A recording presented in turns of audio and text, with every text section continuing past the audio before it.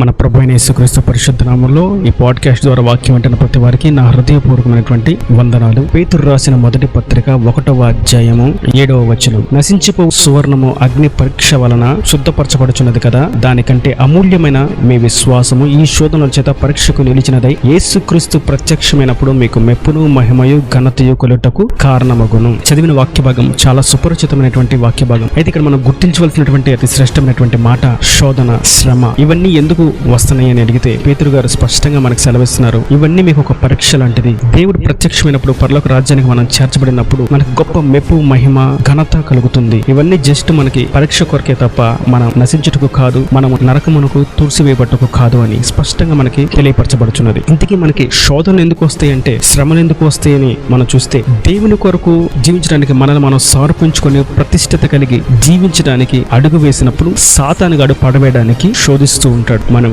ఆదిలోనే చూస్తాం, ఆదమును అవ్వని దేవుడు సృష్టించినప్పుడు వారు తీర్మానం చేసుకున్నారు దేవుడు చెప్పిన ఆజ్ఞానుసారంగా జీవించాలని. అయితే వారిని పడవేయడానికి సాతాను వారి మధ్యకు వచ్చాడు, వారిని పడవేశాడు. ఆ తర్వాత మనం చూసినట్లయితే వారు ఏదెను తోటలో నుండి వెలివేయబడ్డారు. వారు కష్టపడి పని చేసుకోవాల్సి వచ్చింది, శ్రమను కష్టాన్ని వారు అనుభవించవలసి వచ్చింది. తరువాత వారు పాప జనాంగంగా వృద్ధి నొందుతూ ఉంటే దేవుడు జలప్రలయము ద్వారా వారిని అందరినీ అంతమొందించి నోవహును వారి యొక్క కుటుంబమును మాత్రం రక్షించాడు. సాతానుగాడు వారి మధ్య కూడా మరలా ప్రవేశించి దేవుని కొరకు మేము నీతిగా ఉన్నాము, మేము నిలకడగా ఉన్నాము, తుది వరకు జీవిస్తామని తీర్మానం చేసుకున్నటువంటి నోవహు యొక్క కుటుంబమును పడవేయడానికి వారిని శోధించడం ప్రారంభించాడు. వారి సంతతి మరలా పాప జనాంగంగా మార్చబడింది. ఆనాటి నుండి నేటి వరకు దేవుని కొరకు ఎవరైతే తీర్మానం చేసుకొని నీతిగా యథార్థంగా జీవిస్తామని అడుగు వేస్తారో వారిని శోధించడానికి సాతానుగాడు ప్రక్కనే ఉంటాడు. ఈ జరిగినటువంటి ఈ సందర్భాన్ని పట్ల మనం గుర్తించాల్సింది, బాప్తిసం తీసుకోక ముందు వరకు ప్రేమ, నీతి, న్యాయం, కనికరము, దీనమనస్సు అనేటువంటి అతి శ్రేష్టమైనటువంటి విభాగం ఒక మనిషిలోకి రాక ముందు వరకు ఒక ఎత్తు. వారికి శోధనలు, శ్రమలు అంతగా ఏముండవు. ఎందుకంటే వారు ఆల్రెడీ పాపంలోనే ఉంటారు కనుక శోధన ఏముంటుంది, శ్రమ ఉంటుంది. అవేమి వారికి ఉండవు. కనుక ఎవరైతే వాటిని విడిచిపెట్టి సాతాను క్రియలను విడిచిపెట్టి దేవుని కొరకు అడుగు వేస్తారో, సాతాను యుద్ధ నుండి దూరంగా ఉన్నారు కనుక, సాతాను క్రియల నుండి వేరుపరచబడ్డారు కనుక వాడు వీరిని పడవేయడానికి శోధన చేస్తూ ఉంటాడు. నా దగ్గర ఆహ్లాదకరమైనది ఉంది, నా దగ్గర సంతోషకరమైనది ఉన్నది, నా దగ్గర నేను ఆనందింప చేసేది ఉంది, నీ కంటికి నచ్చినది నా దగ్గర ఉన్నది, నీ నోటికి నచ్చినది నా దగ్గర ఉన్నది, నీ శరీరానికి నచ్చినది నా దగ్గర ఉన్నదని దేవుని కొరకు నిలబడిన వారిని శోధిస్తూ ఉంటాడు. వాడి పని అది. శోధించి పడవేయడం, నరకానికి తీసుకెళ్లడం వారి పని. కనుక నేటి దినాన్ని వాక్యం వింటున్న నీతోను మీతో ప్రభు సెలవిస్తారు, మీకు శోధనలు వస్తున్నాయా, మీకు శ్రమలు, ఇక్కట్లు వస్తున్నాయా, మీరు వెలివేయబడుతున్నారా, మీరు ఎన్నిక లేని వారి వలె మిమ్మల్ని చూస్తున్నారా, వెంటనే మీరు గుర్తించాల్సింది, మీరు దేవుని కొరకు తిన్నని త్రోవలో నిలబడ్డారు. దేవుని మహిమ కలుగును గాక. తిన్నని త్రోవలో నిలబడిన వారికి శోధనలు వస్తాయి, తిన్నని త్రోవలో నిలబడని వారికి శోధన రావు. మరొక స్పష్టమైనటువంటి వివరణను మనం చూడాలంటే మత్తయి సువార్తలో 3వ అధ్యాయం 13వ వచనం నుండి మనం చూస్తే యేసయ్య ఇక్కడ బాప్తిసం తీసుకున్నటువంటి విభాగం మనం చూస్తాం. బాప్తిసం ఇచ్చి యోహాను యేసయ్యకి బాప్తిసం ఇచ్చాడు. పరిశుద్ధాత్మ శరీర ఆకారములో పావురము వలె ఆకాశము నుండి యేసయ్య మీద వాలింది. అది మనందరికీ తెలిసిన విషయమే. పరిశుద్ధాత్మ శరీరాకారంలో పావురముల ఆయన మీదకి దిగి వచ్చాడు. ఇది జరిగిన తర్వాత 4వ అధ్యాయం ప్రారంభ వచనం మనం చూసినట్లయితే, అప్పుడు యేసు అపవాది చేత శోధించబడుటకు ఆత్మ వలన అరణ్యమునకు కొనుపోబడెను. చూసారా ఎంత స్పష్టంగా? యేసయ్య బాప్తిజం తీసుకోక ముందు వరకు ఆయన కుటుంబ బాధ్యతలు మోస్తూ సాగిపోతూ ఉన్నాడు. కానీ ఎప్పుడైతే బాప్తిజం తీసుకుని ఆయన దేవుని పని కొరకు ప్రత్యేకించబడ్డాడో, దేవుని రాజ్యం కొరకు రక్షణ పొందుకుని అడుగు వేశాడో, నాడు ప్రారంభమైన శ్రమలు, నాడు ప్రారంభమైనటువంటి శోధనలు, యేసుక్రీస్తు సిలువలో మరణించేంత వరకు సాతాను శోధిస్తూనే ఉన్నాడు. కారణం ఏంటంటే, సత్య మార్గములో సత్ప్రవర్తనతో బ్రతుకుదాం అనుకున్న ప్రతి వారికి శ్రమ, శోధన నిశ్చయంగా సంభవిస్తాయి. ఇప్పటి వరకు మాకు ఇటువంటి శోధన లేవు. క్రీస్తు నమ్ముకున్న తర్వాత,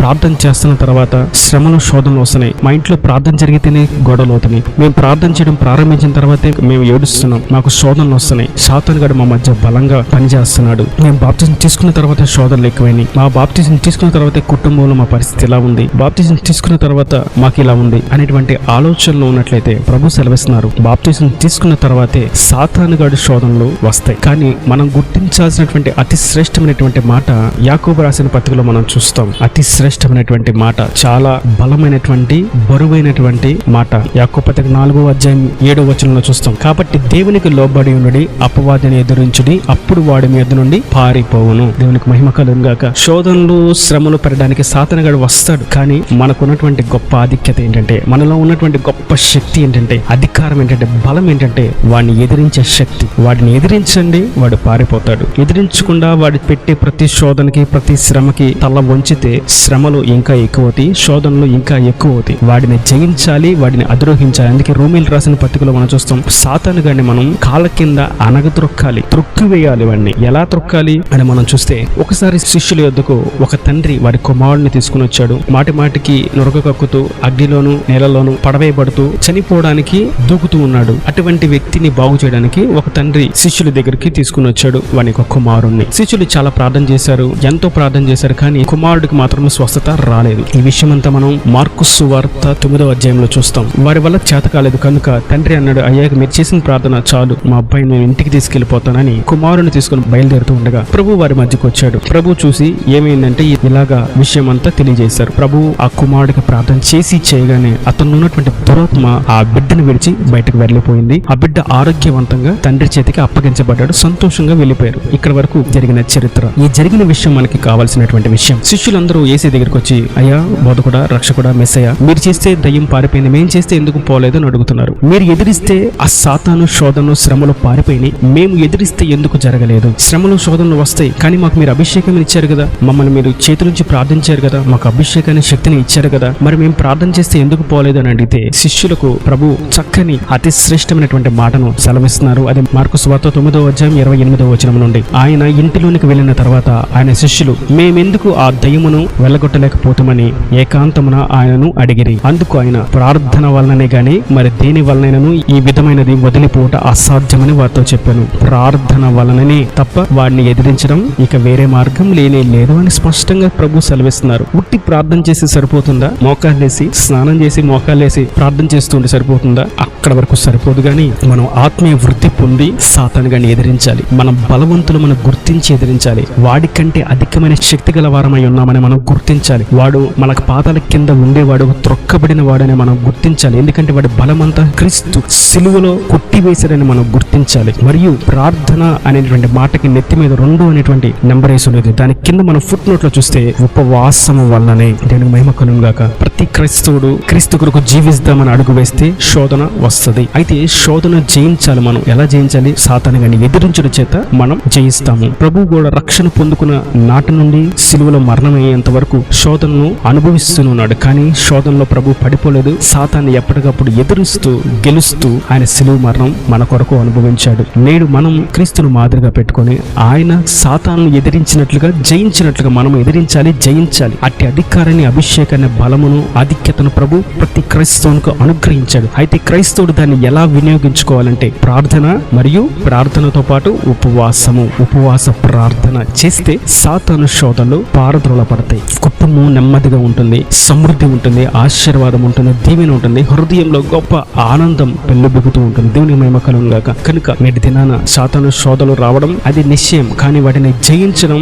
అది క్రైస్తవుని చేతిలో ఉంది. అది ప్రార్థన ఉపవాసము చేత. అపవాదిని ఎదిరించిడి, అప్పుడు వాడు మీ యొద్ద నుండి పారిపోతాడు. మీరు ప్రార్థన చేయండి, వాడు పారిపోతాడు. మీరు ఉపవాసం ఉండి ప్రార్థన చేయండి, వాడు పారిపోతాడు. మీ కుటుంబంలో ఉన్న ప్రతి సమస్య, ప్రతి శోధన తొలగిపోవాలంటే మీరు ప్రార్థన మరియు ఉపవాస ప్రార్థన చేయండి. మీ కుటుంబంలో ఉన్నటువంటి సమస్త శోధనలు, శ్రమలు, ఇక్కట్లు, ఇబ్బందులు తొలగిపోయి దేవుని పరిపూర్ణమైనటువంటి సమాధానం మీ హృదయంలో, మీ కుటుంబంలో, మీ ప్రతి పనిలో సమృద్ధిగా ఏలుబడి చేస్తుంది. దేవునికి మహిమ కలుగును గాక. కారణం ఏంటంటే ప్రార్థన ఉపవాస ప్రార్థన చేయకపోతే గనక సాతాను గని వెళ్ళడం అసాధ్యం. ప్రభు స్పష్టంగా సెలవిస్తున్నారు. ఇట్టివి ప్రార్థన చేతనే, ఉపవాస ప్రార్థన చేతనే తప్ప మరికి దేని చేతనం వెళ్ళుట అసాధ్యము. ఆదాము నుండి నేటి వరకు సాతాను గాడు శోధించడమే వాడి పని. కానీ యేసే మనకిచ్చినటువంటి ఆధిక్యత వాడిని ఎదిరించడం, యేసే మనకిచ్చినటువంటి శక్తి ఎదిరించడం. మనలో ఉన్న పరిశుద్ధాత్మ లోకంలో ఉన్నటువంటి సాతాను కంటే గొప్పవాడు. ఈ విషయాన్ని మనం గుర్తించి వాడిని జయించినట్లయితే, వాడిని ఎదిరించినట్లయితే మనం జయిస్తాం. అది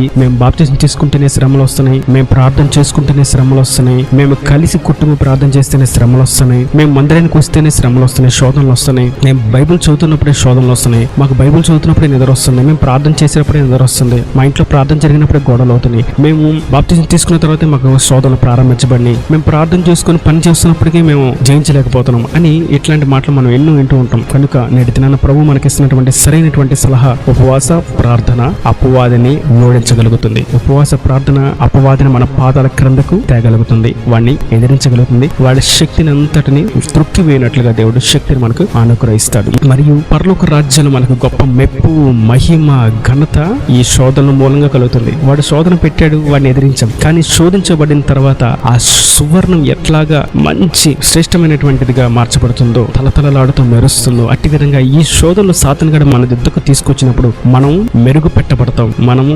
మెరిపించబడతాం, మనం ఘనతను పొందుకోవడానికి, మహిమను పొందుకోవడానికి, దేవుని ఎదుట మెప్పును పొందుకోవడానికి అది ఆస్కారపడుతుంది, అది దోహదపడుతుందని, ఆ శోధనను పొందుకోవడం కూడా గొప్ప ఆశీర్వాదం ఉందని ప్రభు మనకి ఎంత స్పష్టంగా బోధించుండగా, అట్టి ఆశీర్వాదాన్ని, అట్టి ఆధిక్యతను ప్రతి వారు పొందుకొని సాతాను ఎదిరించి, జయించి, అధిరోహించి దైవ సమాధానమును ప్రతి వారు నిండాలుగా పొందుకొనుదురుగాక. ఆమేన్. ఈయన దొరి మాటలు ప్రతి మన హృదయంలో నీరు కట్టి ఫలింపచేయను గాక. ఆమేన్. God bless you. తలలోంచి కళ్ళు మూసటితే మీ కొరకు చిన్న ప్రార్థన. ప్రేమ స్వరూపి కటాక్షంగా తండ్రి నా ప్రభా, వారికి నీ కృపలో భద్రపరిచారు. వాక్యాన్ని ప్రతి ఒక్క బిడ్డ జ్ఞాపకం చేసుకోండి. శోధనలు, శ్రమలు ప్రతి క్రైస్తవునికి నిశ్చయంగా వస్తాయని మీరు సెలవిచ్చారు. నీవు శరీరధారిగా ఈ భూమి మీద జీవించడానికి అడుగు వేసి బాప్తిజం తీసుకున్న నాటి నుండి సాతాను మిమ్మల్ని శోధించడం ప్రారంభించడని మీ జీవితాన్ని మా ఎదుట పెట్టినందుకు నీకు స్తోత్రములు తండ్రి. శోధనలు వచ్చి నేను భయపడక, ఆగిపోక, నిలిచిపోక శోధనలు జయించడానికి కావాల్సినటువంటి శక్తిని మాకు అనుగ్రహించినందుకు స్తోత్రములు తండ్రి. అపవాదిని ఎదిరించాలని, శోధనలు జయించాలని అది ప్రార్థన చేతను, ఉపవాస ప్రార్థన చేతన జరుగుతుందని మీరు ఎంతో స్పష్టంగా వివరించినందుకు నీకు స్తోత్రములు తండ్రి. వాక్యాన్ని ప్రతికబడిన అట్టి విధంగా ప్రార్థనతో, ఉపవాస ప్రార్థనతో